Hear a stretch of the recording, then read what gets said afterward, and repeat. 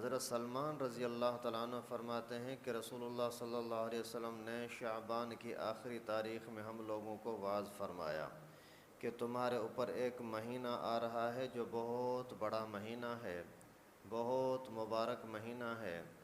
اس میں ایک رات ہے لیلۃ القدر جو 1000 مہینوں سے بڑھ کر ہے۔ اللہ تعالیٰ نے اس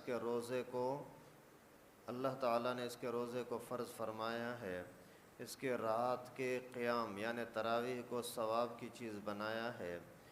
جو شخص اس مہینے میں کسی نیکی کے ساتھ اللہ تعالیٰ کا قرب حاصل کرے، ایسا ہے جیسا کہ غیر رمضان میں فرض کو ادا کیا، اور جو شخص اس مہینے میں کسی فرض کو ادا کرے وہ ایسا ہے جیسا کہ غیر رمضان میں 70 فرض ادا کرے۔ یہ مہینہ صبر کا مہینہ ہے، صبر کا بدلہ جنت ہے، اور یہ مہینہ لوگوں کے ساتھ غمخواری کا مہینہ ہے۔ اس مہینے میں مومن کا رزق بڑھا دیا جاتا ہے۔ جو شخص کسی روزے دار کا روزہ افطار کرائے اس کے لیے گناہوں کے معاف ہونے اور آگ سے خلاصی کا سبب ہوگا، اور روزے دار کے ثواب کی مانند اس کو بھی ثواب ملے گا، مگر اس روزے دار کے ثواب سے کچھ کم بھی نہیں کیا جائے گا۔ صحابہ نے عرض کیا کہ اللہ کے رسول، ہم میں سے ہر شخص تو اتنی وسعت طاقت نہیں رکھتا کہ روزے دار کو افطار کرائے، ہم غریب لوگ ہیں۔ تو آپ صلی اللہ علیہ وسلم نے فرمایا کہ پیٹ بھر کر کھلانے پر بھی یہ ثواب موقوف نہیں، یہ ثواب تو اللہ جل شانہ ایک کھجور سے کوئی افطار کرا دے، یا ایک گھونٹ پانی پلا دے، یا ایک گھونٹ لسی پلا دے، اس پر بھی مرحمت فرما دیتے ہیں۔ روزہ رکھنے کا کتنا بڑا ثواب، اور آپ نے اپنی طاقت کے مطابق کسی کو روزہ افطار کرا دیا تو آپ کو روزے کے برابر ثواب ملے گا۔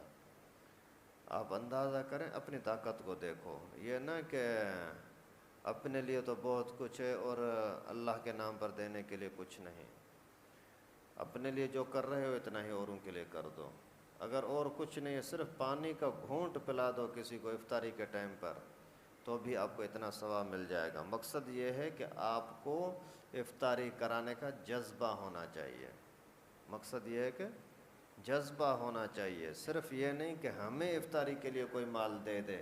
آپ بھی تو انسان ہو، آپ کو بھی تو ثواب کی ضرورت ہے، اور کچھ نہیں دے سکتے پانی تو دے سکتے ہو، تو آپ اپنے یاروں دوستوں کے لیے پانی کا ٹھنڈا پانی بھیج دو، یا جو گھر کے اندر کچھ اپنے لیے افطاری کا انتظام کیا وہ دوسروں کو بھی دے دو۔ اور افطاری کرانے میں غریب حقدار ہونا بھی ضروری نہیں ہے، کسی کو بھی دے دو، بھلے مالدار کتنا بڑا مالدار ہے تو روزے دار۔ اور یہ اللہ کے رسول صلی اللہ علیہ وسلم نے فرمایا یہ ایسا مہینہ ہے کہ اس کا اول حصہ اللہ کی رحمت ہے، درمیانی 10 دن مغفرت ہے، آخری حصہ آگ سے آزادی کا ہے۔ سبحان اللہ۔ جو شخص اس مہینے میں ہلکا کر دے اپنے غلام اور خادم کے بوجھ کو، اللہ تعالی شانہ اس کی مغفرت فرما دیتے ہیں۔ آپ کے پاس مزدور کام کرتے ہیں، نوکر کام کرتے ہیں، اسی کو روزے کی وجہ سے کام تھوڑا سا ہلکا کر دو۔ ہمارے مدرسوں کے اندر تو معمول یہ ہے کہ رمضان پورا چھٹی ہوتا ہے، اس کے باوجود اسی کو تنخواہ پوری دیتے ہیں۔ اگر کسی استاد سے رمضان میں کام لیتے ہیں، بھائی آپ پڑھایا کرو، تو اس کو ڈبل تنخواہ دیتے ہیں۔ اچھی بات ہے۔ اور بہت سارے کمپنی والے بھی، فیکٹری والے بھی ایسے ہیں جو ہر سال رمضان کے مہینے میں ڈبل تنخواہ دیتے ہیں، یا پھر بونس کے نام پر ایک پوری تنخواہ دے دیتے ہیں۔ تو اللہ کے نبی صلی اللہ علیہ وسلم کا فرمان ہے کہ اگر رمضان کے مہینے میں اپنے ملازموں پر کام کم کر دو گے تو آپ کی بخشش ہو جائے گی۔ سبحان اللہ۔ اور آگ سے آزادی ہو جائے گی۔ اور 4 چیزوں کی اللہ کے نبی نے فرمایا اس مہینے میں کثرت رکھا کرو، جن میں سے 2 چیزیں اللہ کی رضا کے واسطے، دو چیزیں ایسی ہیں جن سے تمہیں کوئی چارہ کار نہیں۔ پہلی دو چیزیں جن سے تم اپنے رب کو راضی کرو وہ کلمہ طیبہ اور استغفار کی کثرت ہے۔ لا الہ الا اللہ، لا الہ الا اللہ زیادہ سے زیادہ پڑھیں۔ دوسرا استغفر اللہ، یا اللہ مجھے معاف کر دے، یا اللہ مجھے معاف کر دے، غلطیاں ہو گئیں آئندہ نہیں کروں گا، یا اللہ مجھے معاف کر دے، یہ ہے استغفر اللہ۔ اور دوسری دو چیزیں یہ ہیں کہ جنت کی طلب کرو اور آگ سے پناہ مانگو۔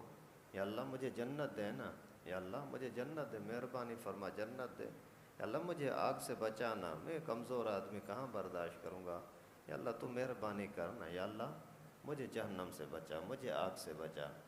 جیسے دنیا کے اندر کوئی بندہ کسی کے سامنے پھنس جاتا ہے تو کس طرح سے کس انداز سے التجائیں کرتا ہے، یار مجھے معاف کر دیں، آئندہ ایسی غلطی نہیں کروں گا، ابھی مجھے معاف کر دیں۔ اور کوئی چیز مانگنی ہوتی ہے تو کس انداز سے مانگتے ہیں، ابو مجھے دے دے نا، ابو مجھے 10 روپے دے، ابھی مجھے کام ہے نا، ابو ابھی ایسا نہیں کرو نا، ابو مجھے دے دے نا، مہربانی کرنا۔ ابو سے تو اللہ تعالیٰ زیادہ مہربان ہے۔ جب ابو کے ساتھ نخرے کرتے ہیں، جو ابو اتنا مہربان نہیں ہے، تو اللہ رب العالمین کے سامنے کیوں نہیں؟ خوف بھی ہو اور امید بھی ہو۔ خوف میں آ کر کے بھاگ جانا یہ بھی بے وقوفی ہے، امید میں آ کر کے بس ڈیٹھ بن جانا، بس خود ہی ملے گا نا، یہ بھی بے وقوفی ہے۔ اور رسول اللہ صلی اللہ علیہ وسلم نے فرمایا جو شخص کسی روزے دار کو پانی پلائے، اللہ تعالیٰ قیامت کے دن میرے حوض سے اس کو پانی پلائیں گے۔ سبحان اللہ۔ جس کے بعد جنت میں داخل ہونے تک اس کو پیاس نہیں لگے گی۔ یہ رسول اللہ صلی اللہ علیہ وسلم نے یعنی رمضان کا مہینہ شروع ہونے سے ایک دن پہلے یہ بیان فرمایا تھا اور یہ ترغیب دی تھی۔ ابھی رمضان کا مہینہ آنے والا ہے، اس وجہ سے جو چیزیں آپ نے اس حدیث مبارکہ کے اندر سنی ان کو اپنے اندر لانے کی کوشش کریں، بھلے بھاری بھی لگتی ہیں، دعا کریں، اللہ تعالیٰ آسان کر دیں گے۔ اللہ تعالیٰ سے دعا ہے کہ جو کچھ ہم نے پڑھا سنا اپنی بارگاہ میں قبول فرمائے، نیک اعمال محبت کے ساتھ اخلاص کے ساتھ کرنے کی توفیق نصیب فرمائے۔ وآخر دعوانا الحمدللہ رب العالمین۔